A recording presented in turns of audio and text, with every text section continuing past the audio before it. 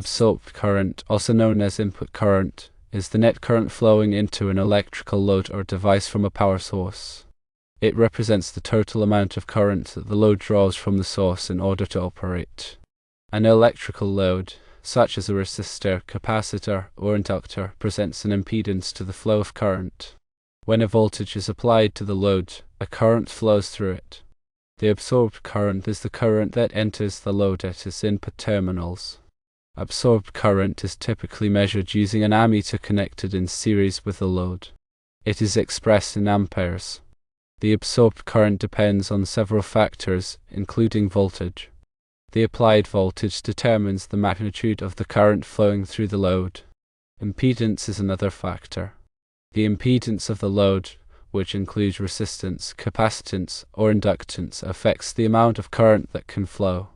Load characteristics are also important. The nature of the load, whether it is linear, nonlinear, or reactive, influences the current consumption. Absorbed current is important because it determines power consumption. The power consumed by a load is directly proportional to the absorbed current. It also limits circuit capacity. The absorbed current must be within the capacity of the circuit breakers or fuses protecting the circuit. Furthermore, it impacts equipment design. Engineers must consider the absorbed current requirements when designing electrical components and systems. There are two main types of absorbed current: firstly, real current, and secondly, reactive current. Real current is the current that does useful work in the load, such as heating, lighting, or driving electric motors. Reactive current is the current that flows through reactive components such as capacitors or inductors, and creates magnetic or electric fields. In alternating current circuits, reactive current can cause power factor issues, leading to energy losses. Therefore, understanding and managing absorbed current is crucial for efficient and safe operation of electrical systems. The voltage applied to the load directly influences the amount of current drawn. High voltages generally lead to high current, assuming the impedance remains constant. The relationship is defined by Ohm's law, which states that current is equal to voltage divided by resistance. However, in alternating current circuits, impedance is a more general term that includes both resistance and reactance, where reactance is the opposition to current flow caused by capacitance and inductance. The impedance of a load is a critical factor. A high impedance load will draw less current than a low impedance load when subjected to the same voltage. This is because impedance opposes the flow of current. Resistance is the opposition to current flow that converts electrical energy into heat. Capacitance stores electrical energy in an electric field, and its reactance decreases as frequency increases. Inductance stores energy in a magnetic field, and its reactance increases as frequency increases. The characteristics of the load also play a significant role. Linear loads have a constant impedance, meaning the current drawn is directly proportional to the applied voltage. Nonlinear loads, such as those found in many electronic devices, have a variable impedance, causing the current to be non-sinusoidal even when the voltage is sinusoidal. Reactive loads, which contain capacitors or inductors, cause the current to be out of phase with the voltage. The power consumed by a load is a direct result of the absorbed current. In direct current circuits, power is simply the product of voltage and current. In alternating current circuits, power is more complex due to the presence of reactive current. The total power, or apparent power, is the product of voltage and current, but only the real power, which is the power actually used to do work, is of interest. The absorbed current must be within the limit set by circuit protection devices such as circuit breakers and fuses. These devices are designed to interrupt the circuit when the current exceeds a certain level, preventing overheating and potential fire hazards. The rating of these devices must be carefully selected to match the expected absorbed current of the load. Engineers must carefully consider absorbed current when designing electrical components and systems. This includes selecting appropriate wire sizes, circuit breakers, transformers, and other components. Overestimating the absorbed current can lead to unnecessary costs, while underestimating it can lead to equipment failure or safety hazards. Real current is responsible for the actual work performed by the load. For example, in a resistive heating element, the real current is responsible for generating heat. In an electric motor, the real current is responsible for producing mechanical work. Reactive current, on the other hand, does not contribute to the actual work done by the load. It circulates between the source and the load, creating magnetic or electric fields. While it does not do useful work, it still contributes to the overall current flowing through the circuit, increasing losses in the transmission lines and reducing the efficiency of the system. In alternating current circuits, reactive current can lead to power factor issues. Power factor is the ratio of real power to apparent power. A low power factor indicates a large amount of reactive current, which can lead to increased energy losses and reduced system capacity. Power factor correction techniques, such as using capacitors to counteract the effects of inductive loads, can improve the power factor and reduce energy losses. Understanding the concept of absorbed current is crucial for anyone working with electrical systems. It allows for the proper design, operation, and maintenance of these systems, ensuring efficiency, safety, and reliability. By considering the factors that affect absorbed current, such as voltage, impedance, and load characteristics, and by understanding the different types of absorbed current, such as real and reactive current, it is possible to optimize the performance of electrical systems and minimize energy losses. The measurement of absorbed current is a straightforward process, typically involving an ammeter. The ammeter is connected in series with the load, meaning that all of the current flowing through the load also flows through the ammeter. The ammeter then displays the current in amperes. It is important to select an ammeter with an appropriate range to accurately measure the expected current. Using an ammeter with too low of a range can damage the meter, while using an ammeter with too high of a range can result in inaccurate readings. When measuring absorbed current in alternating current circuits, it is important to use a true RMS ammeter. True RMS, root mean square, ammeters accurately measure the effective value of the current, even when the current is non-sinusoidal. Standard ammeters, on the other hand, can only accurately measure sinusoidal currents.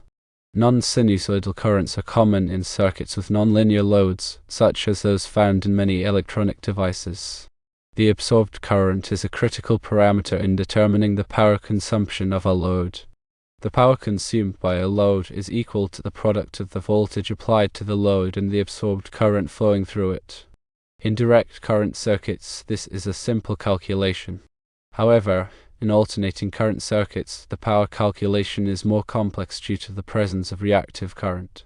The power consumed by a load must be within the capacity of the circuit breakers or fuses protecting the circuit. These devices are designed to interrupt the circuit when the current exceeds a certain level, preventing overheating and potential fire hazards. The rating of these devices must be carefully selected to match the expected absorbed current of the load.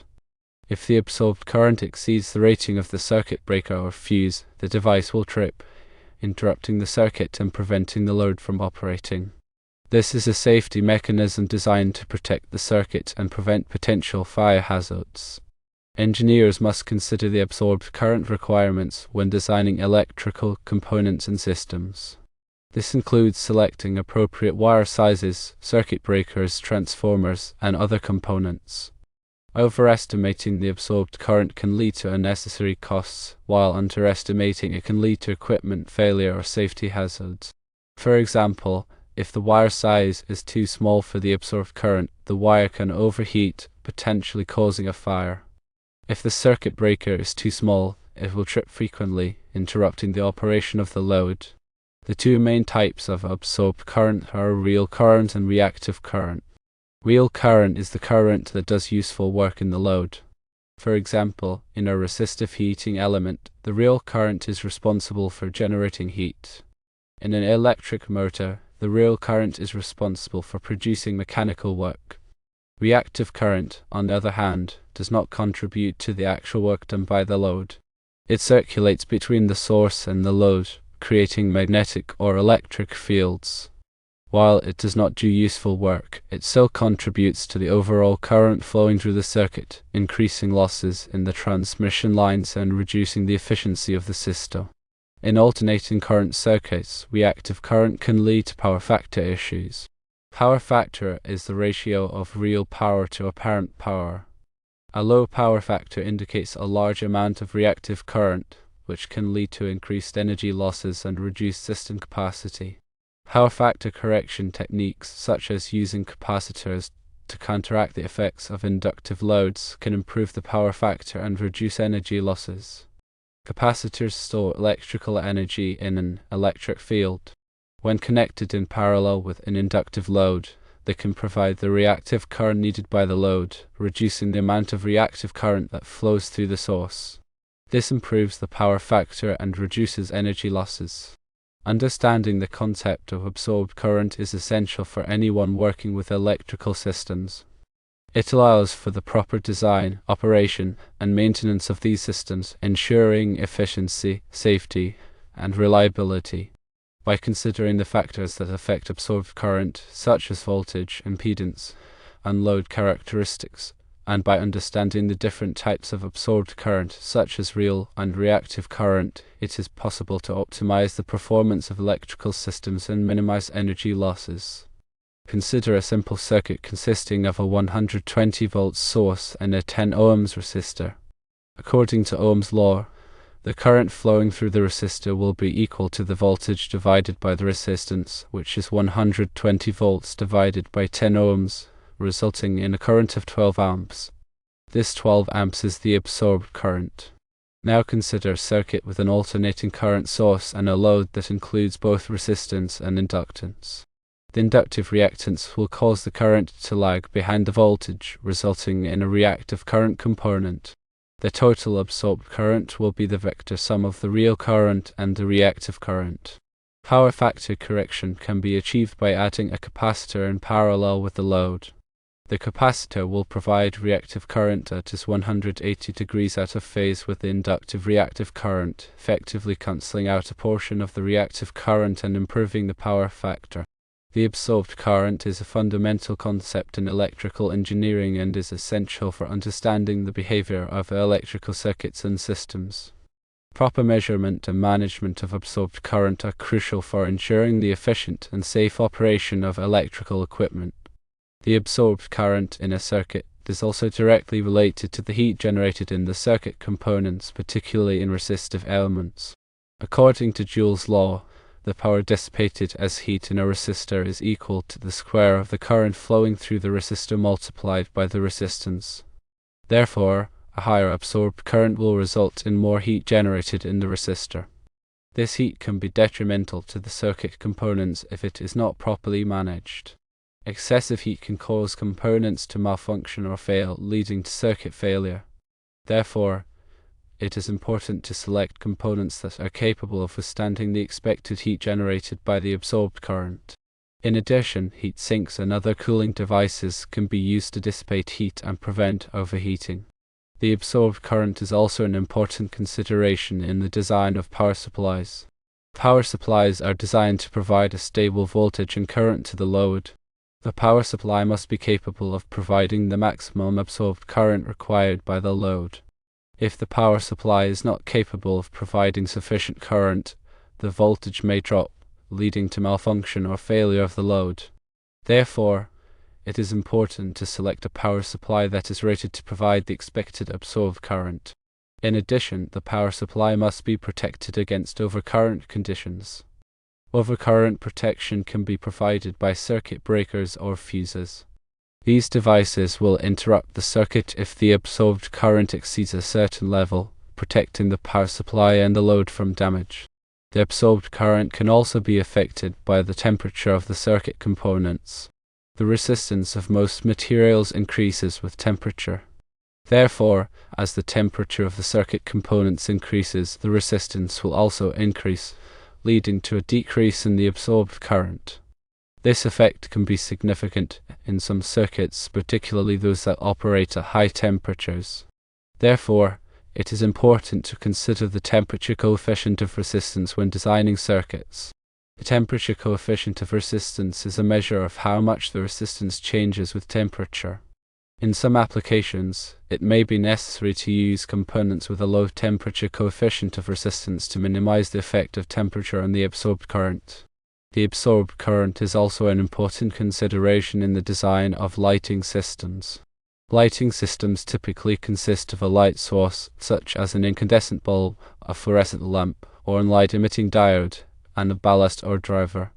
The ballast or driver is responsible for providing the correct voltage and current to the light source.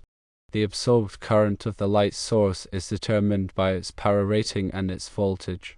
The ballast or driver must be capable of providing the required absorbed current. In addition, the ballast or driver must be protected against overcurrent conditions. Overcurrent protection can be provided by circuit breakers or fuses.